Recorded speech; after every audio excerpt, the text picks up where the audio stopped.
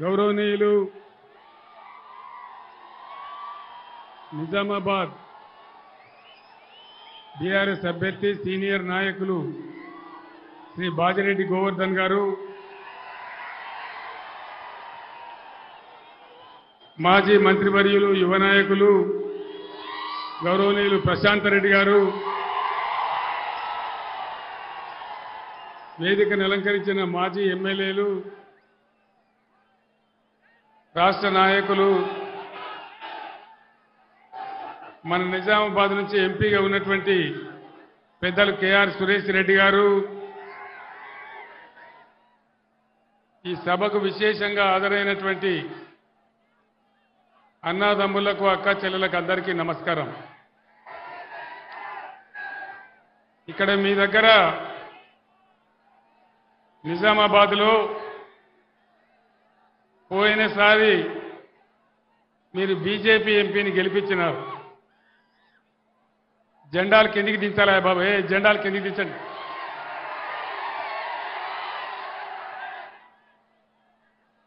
మీరు బీజేపీ ఎంపీని గెలిపించినారు.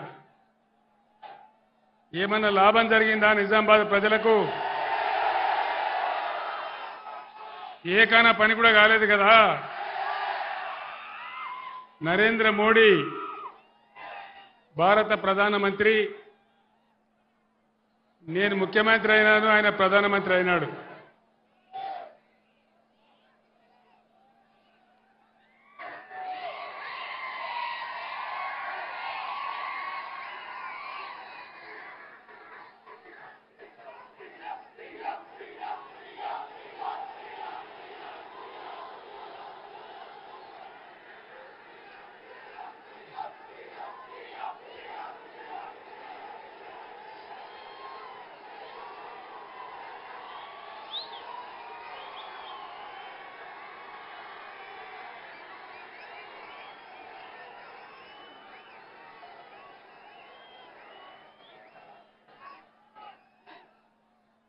నరేంద్ర మోడీ ప్రధానమంత్రి అయ్యే ముందు,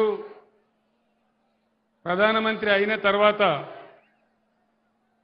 ఒక 150 నినాదాలు చెప్పినాడు. 150 నినాదాలు. ఒక్కటన్నా నిజమైందా? సబ్కా సాత్ సబ్కా వికాస్ అయ్యిందా? సబ్కా సాత్ సబ్కా వికాస్ కాలేదు, కానీ దేశ్ కా సత్యానాశ అయిపోయింది. మేక్ ఇన్ ఇండియా ఏదైనా వచ్చిందా? మేక్ ఇన్ ఇండియాలో డిజిటల్ ఇండియా ఏమైనా వచ్చిందా? బేటీ పడావో బేటీ బచావో ఎక్కడైనా కనబడుతున్నదా? రోజు దేశంలో మహిళల మీద అత్యాచారాలే తప్ప ఎక్కడైనా బేటీ పడావో ఉందా? బేటీకి రక్షణ ఉందా నరేంద్ర మోడీ రాజ్యంలో? నరేంద్ర మోడీ చాలా గొప్పగా చెప్పినాడు, అచ్చే దిన్ లాయింగే. అచ్చే దిన్ వచ్చిందా? అచ్చే దిన్ రాలే కాదు, కానీ సచ్చే దిన్ మాత్రం వచ్చింది. పెట్రోల్ ధరలు, డీజిల్ ధరలు ఆకాశాన్ని అంటిపోయి జీఎస్టీల మీద జీఎస్టీలు పెరిగి మనకు సచ్చే దిన్ వచ్చింది తప్ప అచ్చే దిన్. రైతుల ఆదాయం రెట్టింపు చేస్తానని నరేంద్ర మోడీ అయ్యిందా? అయిందా అన్న? రైతుల ఆదాయం రెట్టింపు అయిందా? కాలేదు కదా. వికసిత్ భారత్ అయిందా? జన్ ధన్ యోజన ఏమైనా లాభమైందా? ఏకైనా లాభమైందా? మీకు నిజామాబాద్లోకి అయితే పైసలు వచ్చినాయట నాకు తెలిసింది. లేలే ఇనుంది వినాలే. అప్పుడేమో నరేంద్ర మోడీ నేను ప్రధానమంత్రి అయితే ఇంటికి 15 లక్షలు ఇస్తాడు. వినాలే.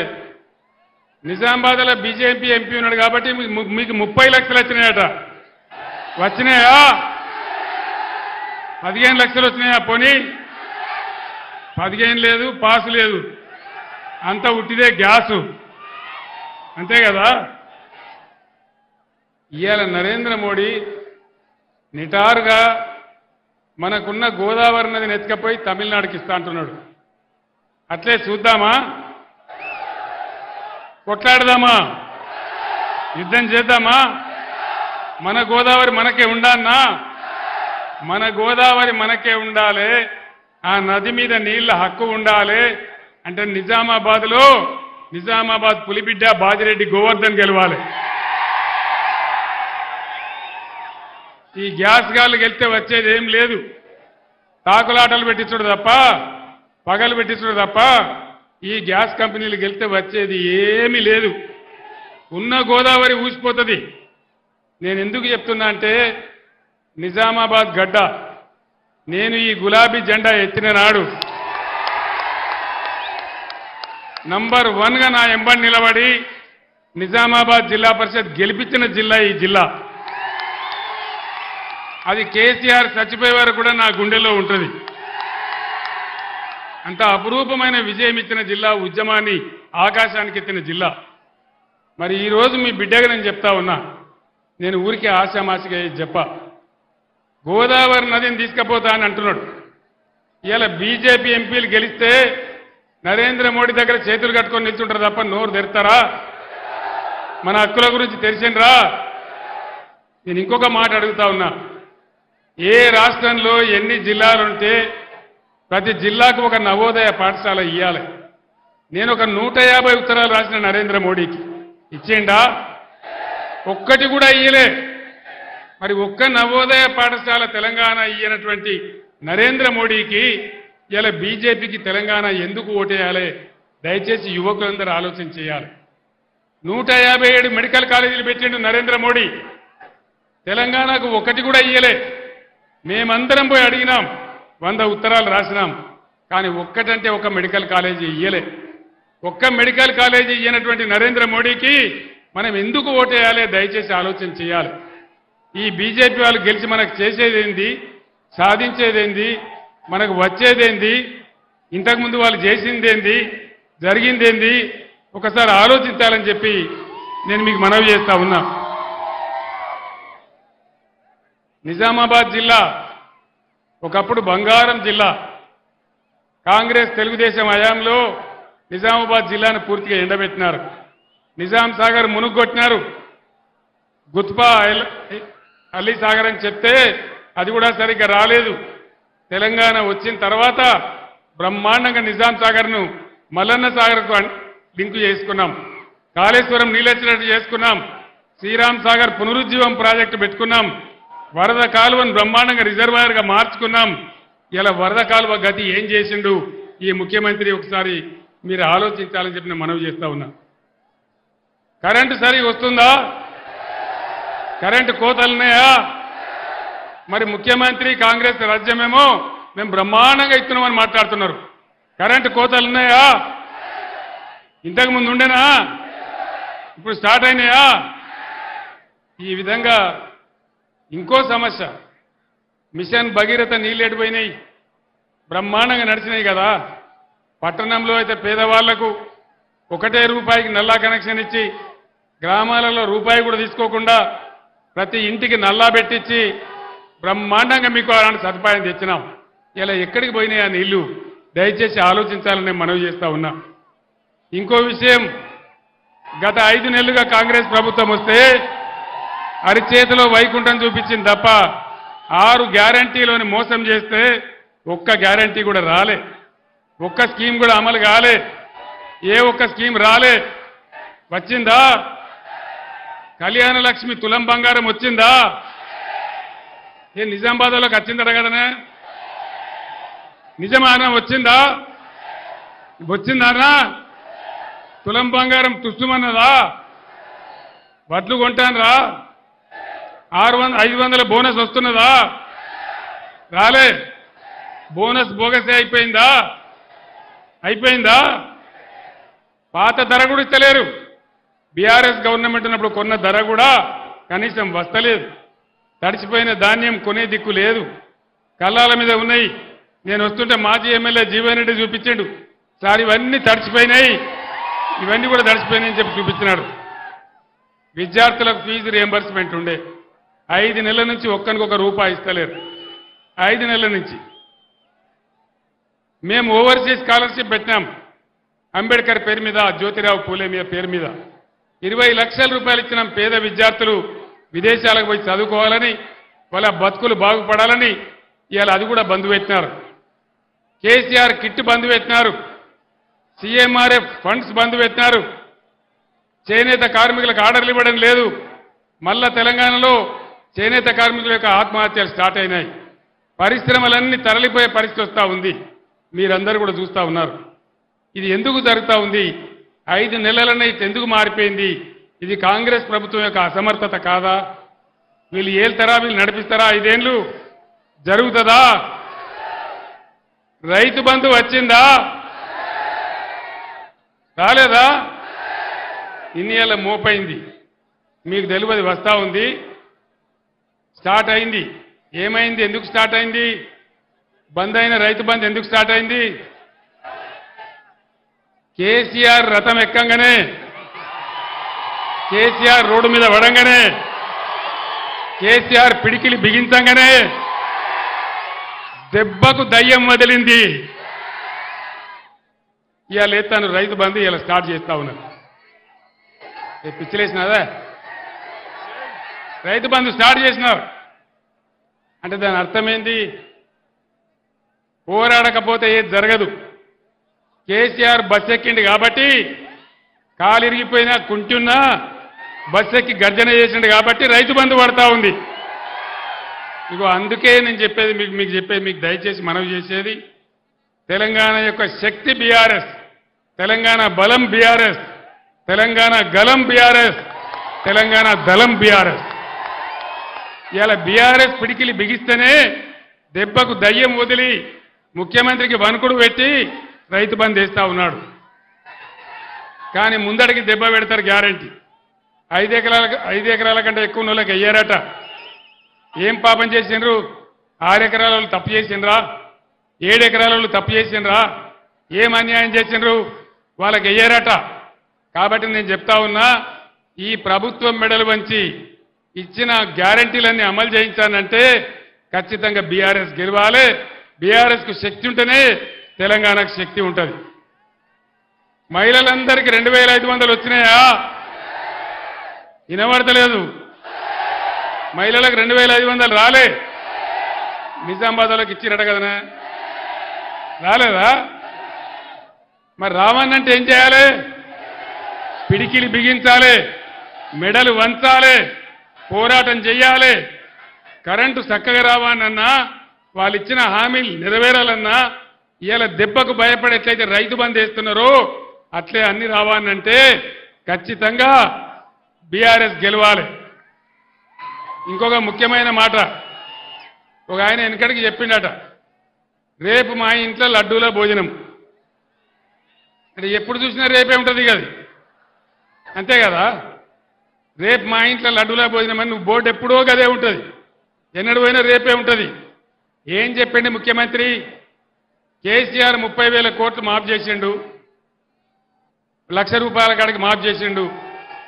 మీరు పరిగెత్తుని ఉరుకుని, ఇక ఉరికి 2 లక్షలు తీసుకోండి. డిసెంబర్ 9 తారీఖు నాడే 10:30కే 2 లక్షల రుణం మాఫీ అన్నాడు. అయిందా? అయిందా? మరి యాడికి పోయినట్టు? రేపు 2 లక్షల రుణమాఫీ ఇచ్చేదాకా ఈ ముఖ్యమంత్రి మెడలు, ప్రభుత్వం మెడలు వంచి ఆ 2 లక్షల రుణమాఫీ కక్కిచ్చేదాకా బీఆర్ఎస్ కొట్లాడాలి. దానికోసమే బాజిరెడ్డి గోవర్ధన్ గెలవాలి.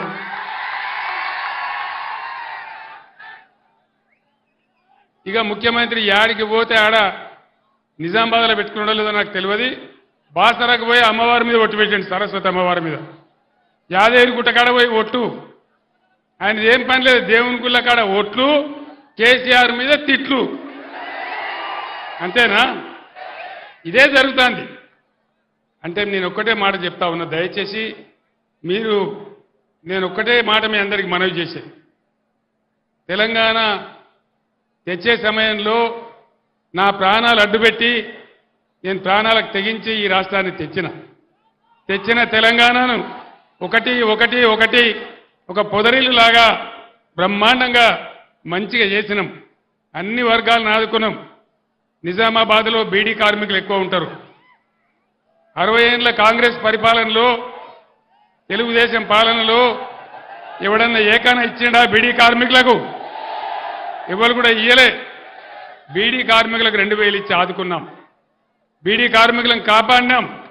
వాళ్ళ టేకేదారుల గవర్నమెంట్ కూడా ఇచ్చినాం. బీడీ కార్మికులంతా ఇయ్యాలి బీఆర్ఎస్ అండగా నిలబడాలి. మీకు నీతి నిజాయితీ చూపించి బీఆర్ఎస్ను దీవించాలి. ఆ విధంగా ముందుకు పోయినాం. మీ అందరినీ కూడా నేను కోరుతా ఉన్నా,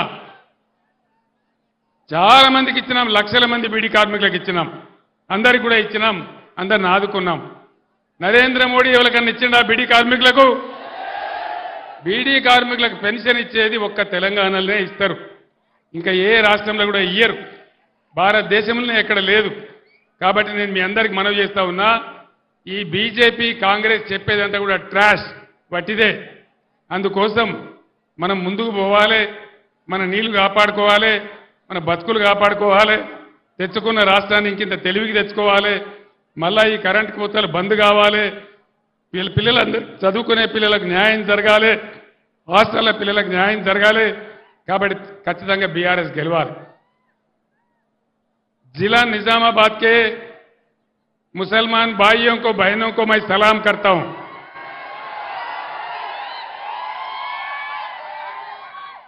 మీ లొల్లి ఎందుకాయ పనికిమాలే లొల్లి?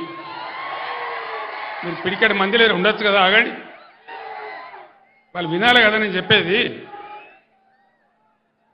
आप लोगों से अदबन गुजारिश करता हूं, एक बार सारे चीज का जांच कीजिए. बीजेपी बहुत खतरनाक पार्टी है. इससे पहले यहां से जो एमपी जीता था वो कितने फिरका परस्त है आप लोग जानते हैं, कितना गंदा है, कितना खतरनाक है, आप लोग अच्छी तरह से जानता है. उसको हर हालत में यहां हराना है. अब अच्छा मौका है. मैं आप लोगों को बता रहा हूं, कांग्रेस आज तीसरे दर्जे पे है, 20% से कम है. कहीं आप गुमराह हो जाके कांग्रेस को वोट देंगे, फिर से यहां बीजेपी एमपी जीत जाएगा. सोच लीजिए आप लोग, मेरा बात सोचो, गुमराह नहीं होना. ये तेलंगाना सबका तेलंगाना है, सेक्युलर रियासत है. हमारे 10 साल के दौर में एक भी दंगा फसाद हमने नहीं होने दिया और सबको साथ लेके चला. मुसलमानों के डेवलपमेंट के लिए मैंने 12,000 करोड़ रुपए खर्च किया. मुसलमान बच्चों के लिए कितना बेहतरीन मैं रेसिडेंशियल स्कूल खोला और निजामाबाद शहर में कितने ऐसे स्कूल है आप लोग जानते हैं. टेमरिस में हमारे बच्चे किस अंदाजे में पढ़ रहे, वो डॉक्टर बन रहे, इंजीनियर बन रहे, सब कुछ बन रहे. तो हमारे बच्चों के लिए, हमारे खवातीन के लिए मैंने बेहतरीन स्कूल खोला. उसमें से लोग अच्छे तरक्की कर रहे. पूरे मुसलमान कौम का उससे उद्धार हो जाएगा, बाकी खत्म हो जाएगा. इसीलिए आप लोग गौर कीजिए, जानिए, सब लोगों से मालूम कीजिए हालात का क्या हालत है, देख लीजिए, बीआरएस का ताउन कीजिए. मैं पहले कहा, निजामाबाद शहर में कई बार मैं आया, जब जद्दोजहद कर रहा था तेलंगाना के लिए, उस टाइम मैं आया था. हमेशा मैं कहता था, अल्लाह के घर में देर है लेकिन अंधेर नहीं है. और अल्लाह का करम हुआ, इसीलिए तेलंगाना रियासत हासिल हुआ. अच्छा खासा चल रहा था. खैर कल परसों के असेंबली इलेक्शन में हम डिफीट हो गए, कोई बात नहीं है. लेकिन तेलंगाना के लिए हर वो कौम के लिए, तेलंगाना के लिए हर वो शख्स के लिए लड़ने वाला इकलौता पार्टी है बीआरएस पार्टी, कोई दूसरा नहीं लड़ेगा. आपने देखा 60 साल का कांग्रेस दौर में क्या हुआ मुसलमानों के साथ. वो बहला फुसलाते हैं, झूठे वायदा करते हैं, लेकिन कुछ नहीं देते हैं, कुछ करते नहीं है, मीठी मीठी बातें करते हैं, कुछ नहीं देते हैं. इसीलिए आज निजामाबाद पार्लियामेंट हलके में भी कांग्रेस पार्टी 20% से कम है. ये आप लोग जानिए, मैं बार बार कह रहा हूं. कहीं आपका वोट फजूल जाएंगे, कहीं अननेसेसरली यहां पे फिर एक बार वो बीजेपी वाला जीत जाएगा, उससे कोई अच्छा नहीं होगा, कोई फायदा नहीं होगा. हम लोग अमन चाहते हैं तो बीआरएस को जिताना चाहिए. कांग्रेस जीत के कुछ नहीं करने वाला है. इसीलिए मैं आपसे कहता हूं, सीएम साहब खुद कहे यहां के कांग्रेस के, नरेंद्र जी आप बड़े भाई हैं, मैं छोटा भाई हूं और गुजरात का मॉडल लाऊंगा. क्या मॉडल लाएंगे? गोधरा मॉडल लाएंगे? लोगों को जिंदा जलाने का मॉडल लाएंगे? क्या लाने का है? गुजरात में क्या है? इफलास मुफलसी के बगैर वहां कुछ है ही नहीं है. नरेंद्र मोदी कोई किया ही नहीं है, कोई तरक्की हुआ ही नहीं है। इसीलिए आप लोग गौर कीजिए, सोचिए।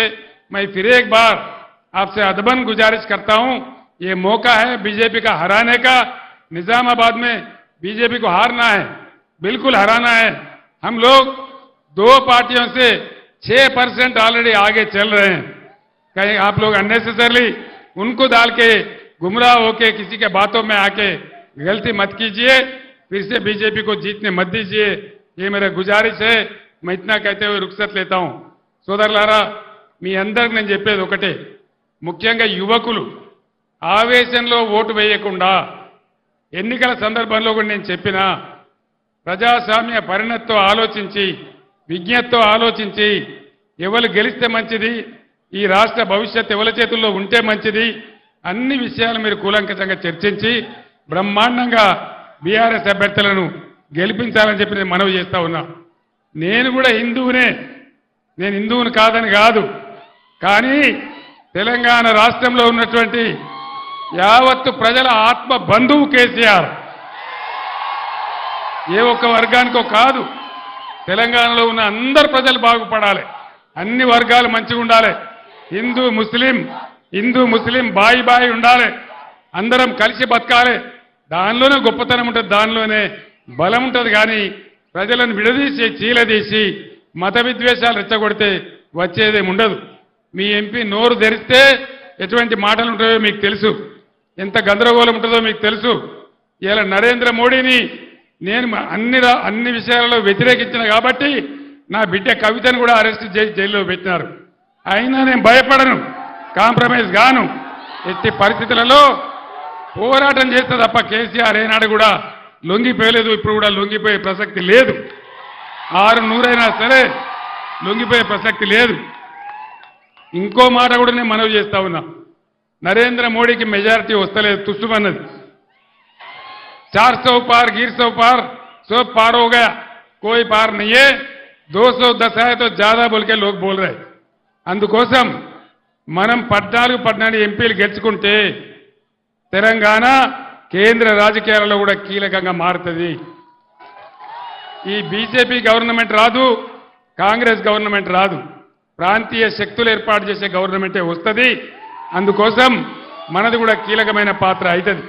కాబట్టి దయచేసి ఈ రాష్ట్రంలో బీజేపీ వాళ్ళందరినీ ఓడించింది బీఆర్ఎస్ పార్టీ, కాంగ్రెస్ పార్టీ కాదు.